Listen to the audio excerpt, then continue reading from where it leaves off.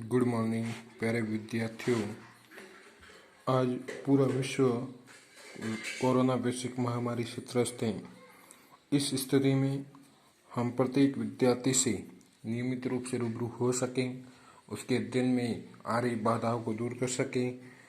इस कारण हमने PDF सामग्री, इमेज, शॉर्ट वीडियो, ऑडियो आदि के माध्यम से अध्ययन कार्य सुचारू रूप से संचालित हो सकें, इसलिए शिक्षा के डिजिटलीकरण में अनूठी पहल स्थापित करते हुए स्वामीनारायण उच्च माध्यमिक विद्यालय दानव आबू रोड ने ऑनलाइन कक्षा शुभारंभ करने का कार्य किया है। आज दिनांक 7 मई 2020 को हम जिस टॉपिक पर चर्चा करेंगे वह है संसाधनों का संरक्षण। संसाधनों का संरक्षण अध्याय फर्स्ट संसाधन यूनिट का अंतिम टॉपिक है। सबसे पहले संसाधन संरक्षण किसे कहते हैं? संसाधनों का संरक्षण मनुष्य अपनी कार्य को सफलतापूर्वक उपयोग करते हुए मनुष्य द्वारा सफलतापूर्वक उपयोग करना तथा उन्हें नवीनीकरण के लिए समय देना संसाधन संरक्षण कहलाता है। दूसरा है सतत पोषणीय विकास।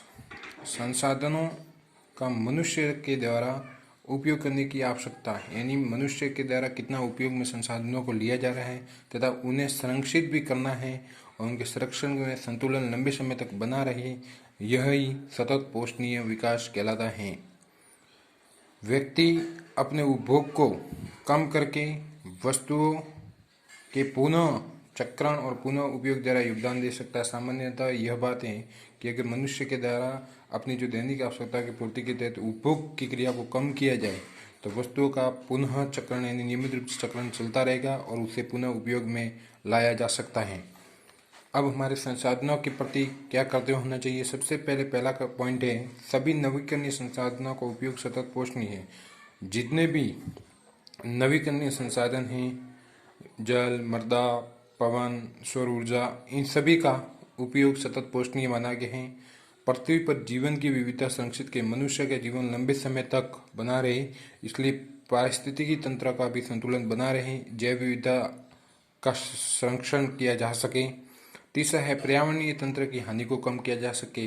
विभिन्न जैविक और अजैविक घटकों के माध्यम से पर्यावरण संतुलन बिगड़ रहा है, अतः पर्यावरण प्रदूषण होने से बचाया जा सके व पर्यावरण तंत्र आदि को कम किया जा सके। यहाँ प्रथम अध्याय का समापन हुआ। अब हम कुछ विशेष अभ्यास प्रश्नों पर चर्चा करेंगे। पहला है पृथ्वी पर संसाधन असमान रूप से क्यों वितरित हैं?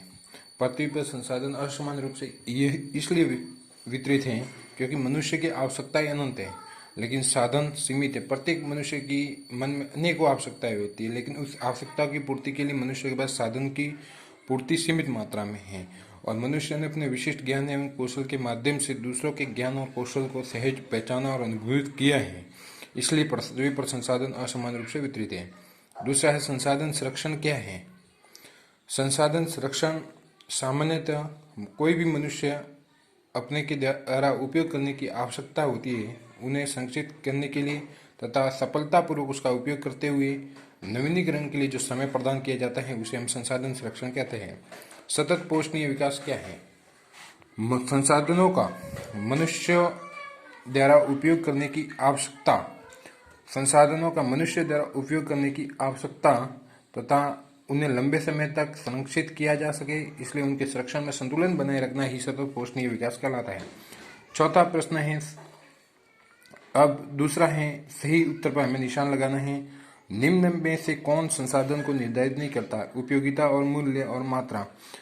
क है उपयोगिता, ख है मूल्य, ग है मात्रा। संसाधन की मात्रा को जो निर्धारित करने का कार्य करते हैं और समान रूप से अपनी भूमिका जो अदा करते हैं, उसमें संसाधनों के तहत उपयोगिता और मूल्य अपनी समान रूप से भूमिका अदा करते हैं, जबकि मात्रा के द्वारा संसाधन को निर्धारित नहीं किया जा सकता है। दूसरा प्रश्न है कौन सा मानव निर्मित संसाधन है? कैंसर उपचार की औषधियाँ, जल, उष्णकटिबंधीय वन। जल और उष्णकटिबंधीय मानव निर्मित संसाधन नहीं होकर ये प्राकृतिक संसाधन माने गए हैं और कैंसर उपचार की औषधियाँ मानव निर्मित संसाधन है क्योंकि मनुष्य भी अपने आप में एक विशेष प्रकार का संसाधन माना गया।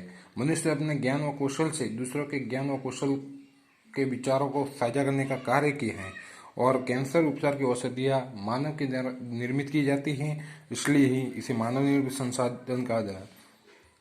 अनवीकरणीय संसाधन होते हैं। पहला है सीमित भंडार वाले, मानव निर्मित और निजी वस्तुओं से व्युत्पन्न। तो इसमें सीधा सा अपना उत्तर है सीमित भंडार वाले। सीमित भंडार वाले क्यों माना गया है? क्योंकि पृथ्वी में मनुष्य के द्वारा जो साधन है वो सीमित मात्रा में है, सीमित भंडार वाले, और इनका एक बार उपयोग कर लेने के बाद इन्हें काफ़ी या लंबे समय के बाद में ही उपयोग में लिया जा सकता है। अगर एक बार इनका दोहन किया जा सकता तो उसका लंबे समय के बाद ही उसका पुनर्चक्रण किया जाता है, और इस प्रकृति में बहुत सीमित मात्रा में पाए जाते हैं, जैसे पेट्रोलियम, प्राकृतिक गैस आदि। Thank you. नेक्स्ट हम दूसरे अध्याय के बारे में 8 मई को चर्चा करेंगे।